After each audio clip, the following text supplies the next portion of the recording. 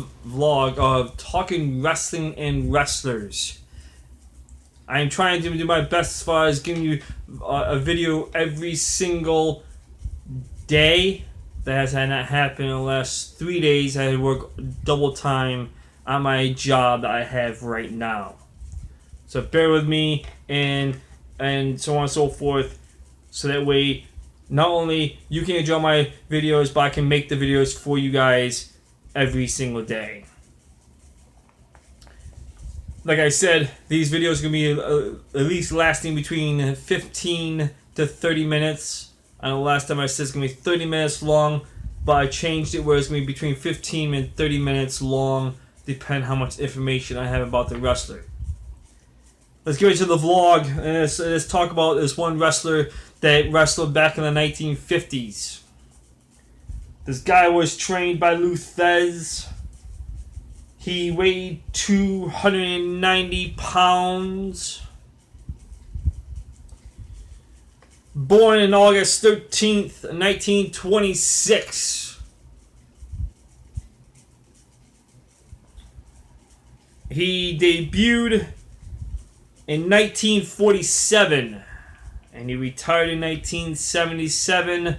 During that time, he trained quite a few wrestlers in his time. His name was WWE Killer Kowalski.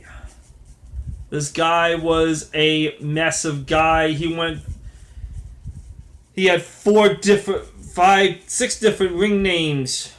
5 of them was Hercules Kowalski, Killer Kowalski, the Mass Destroyer, and the Mass Executioner, and Tarzan Kowalski.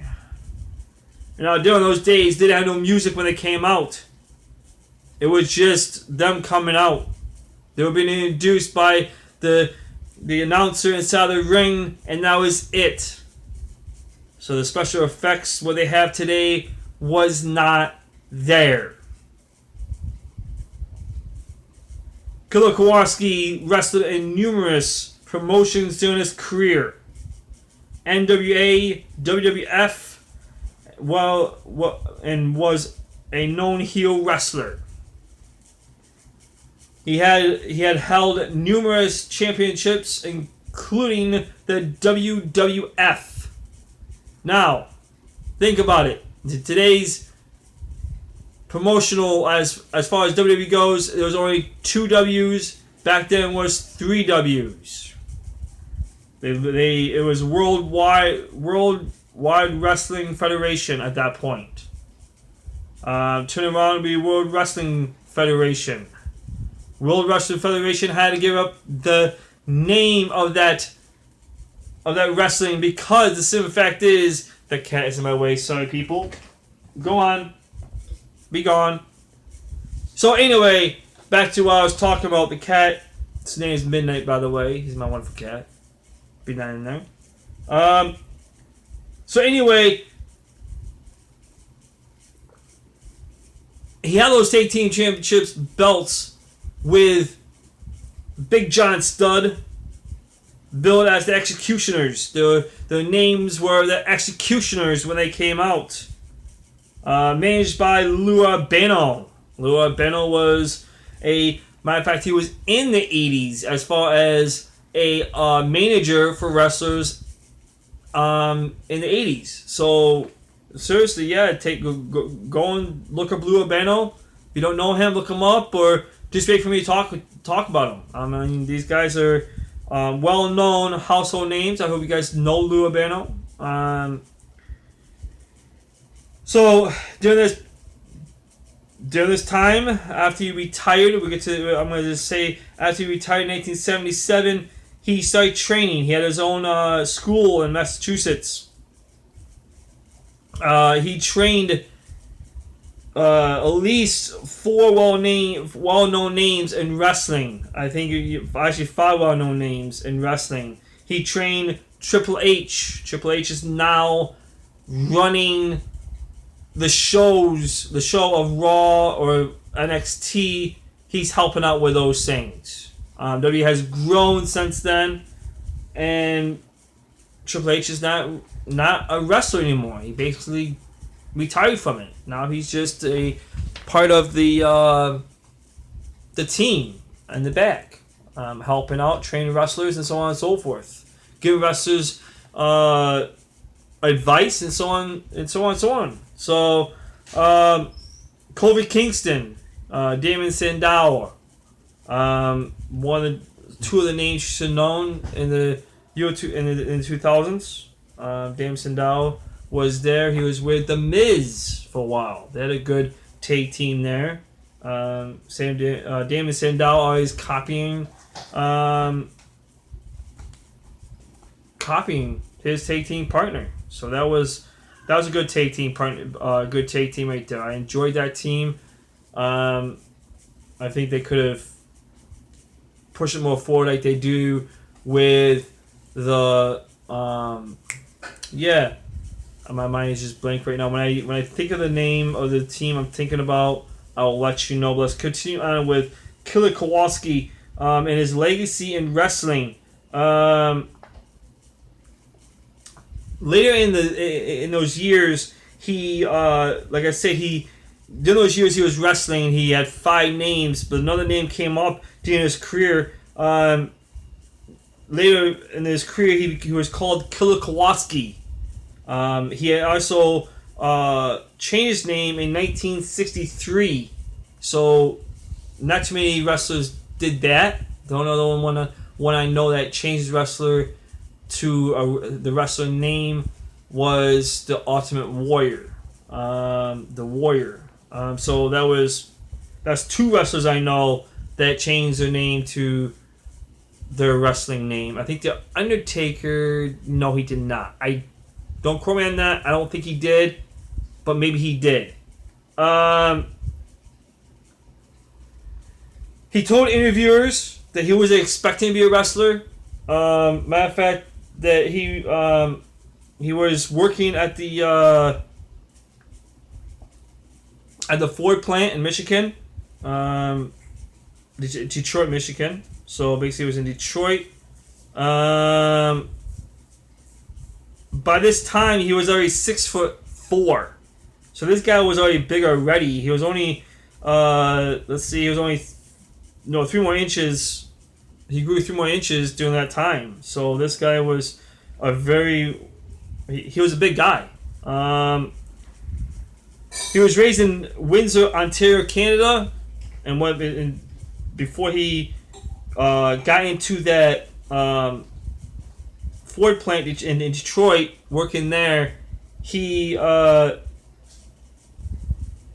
let's see. Hold on just a second. I lost my spot here as far as what I'm talking about.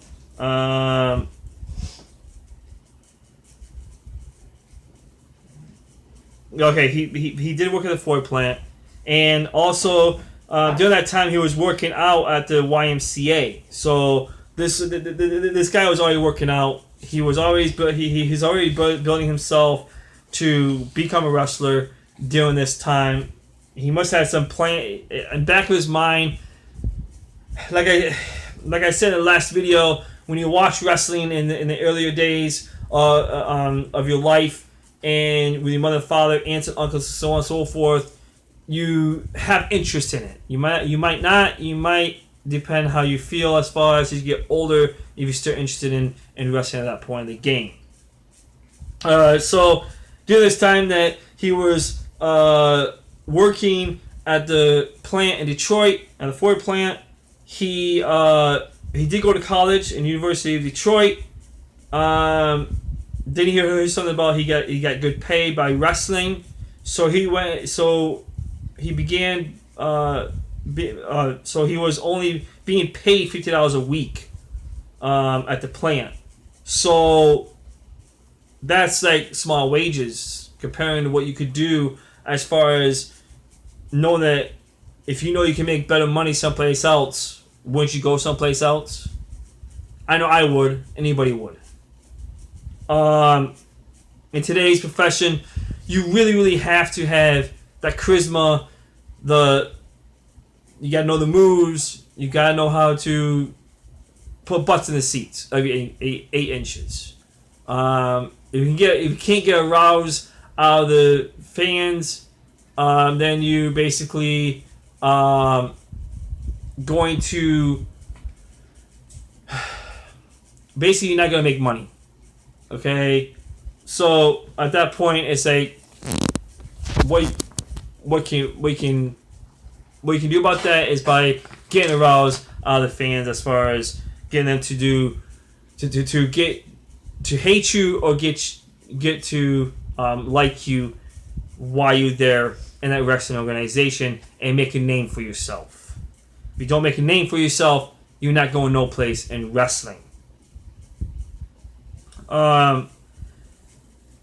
His first name was known as Tarzan Kowalski in wrestling. He also was called the Hercules Kowalski, which we already went through that already.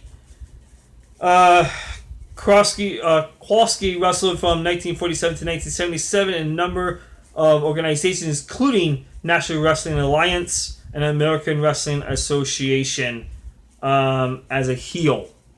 He was well known as a heel during his time in the 1950s.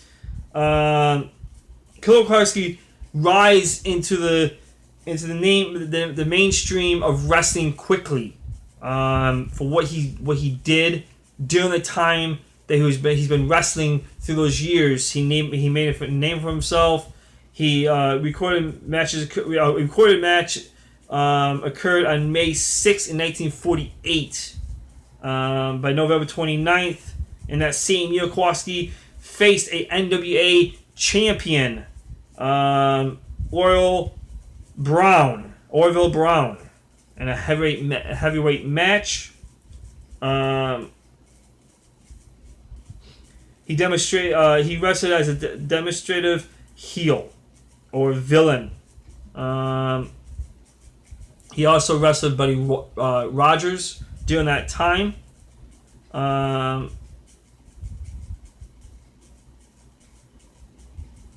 So Killer Kowalski was a very good wrestler. I mean, if he was a good wrestler, he would have now rise in 1 year to take on a champion. That's without a doubt.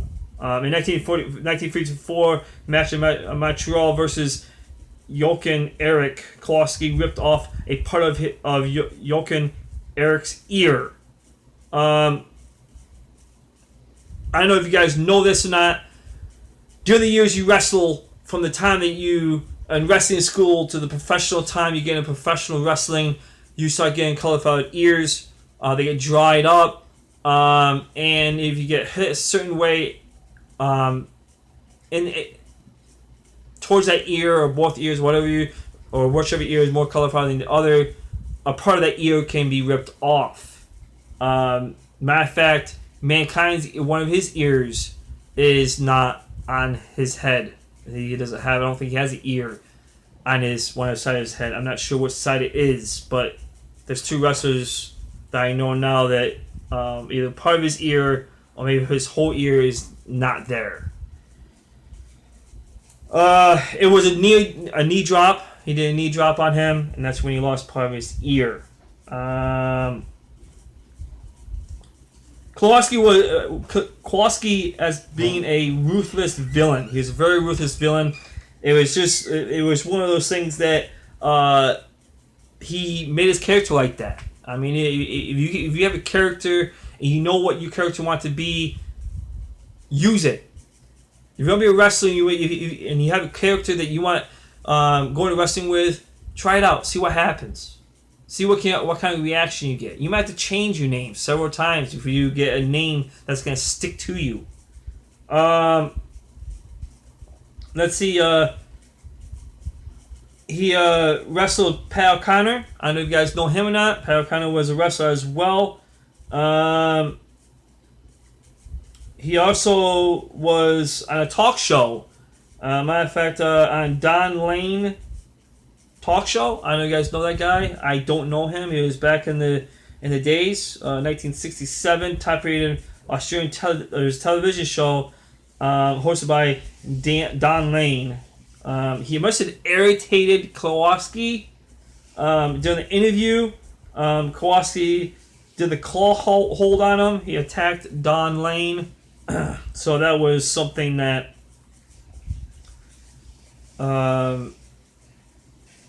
supposed to been a friendly interview, and it was not. So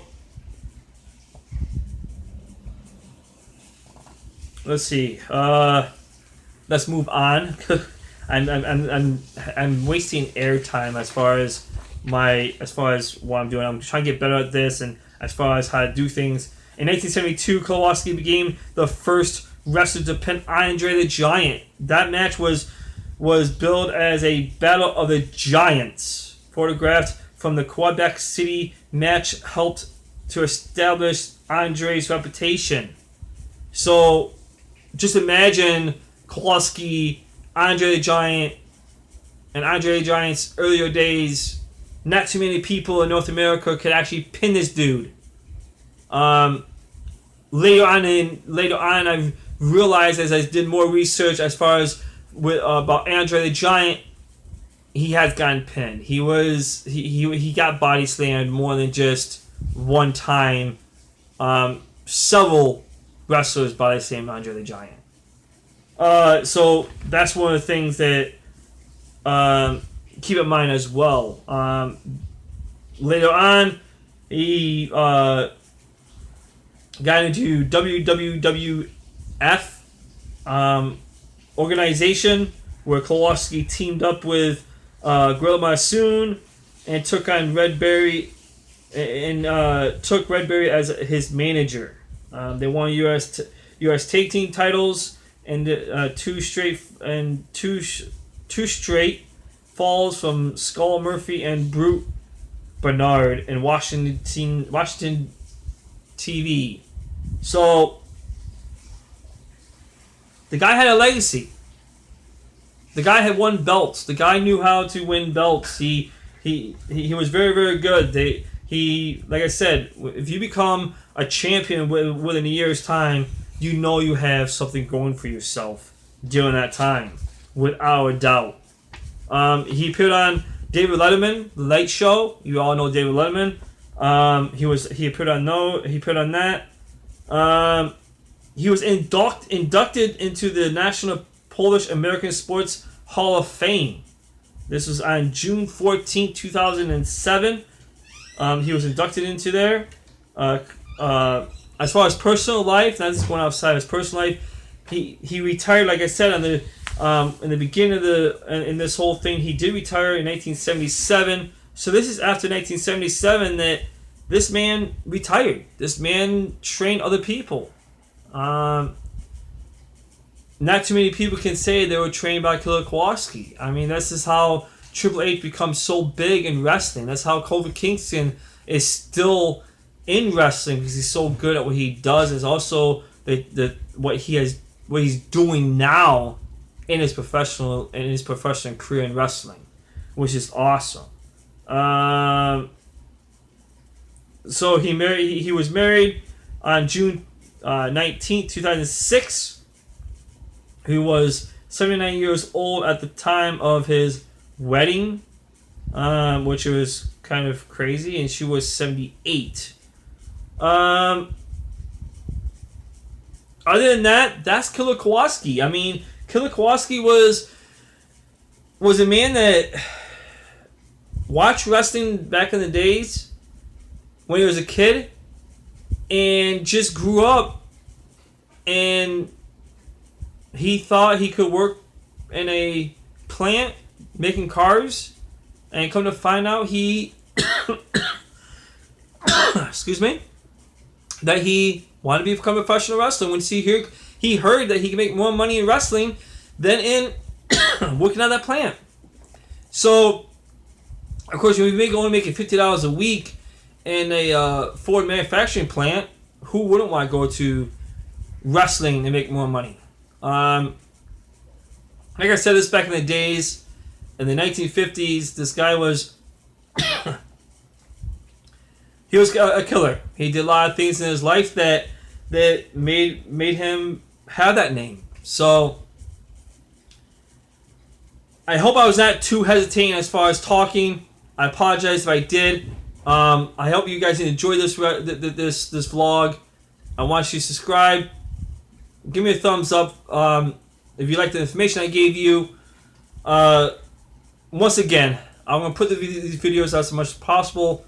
It's going to be only like 15, maybe 20 minutes long, maybe 30 minutes long, depending how much information I know about the wrestlers and what I can talk about in their life. Killer Kowalski was a man before my time. I'm going to give you the summary of his life and what he has done. So give me credit for what I have done as far as putting this video out there for you guys. So give me a thumbs up, give me some likes. Let's get 5 likes. Let's get some people subscribed to my channel. That'd be awesome. Let's get me 5 subscribers in this channel. That'd be awesome. Thank you very much for watching, and I will see you on the flip side.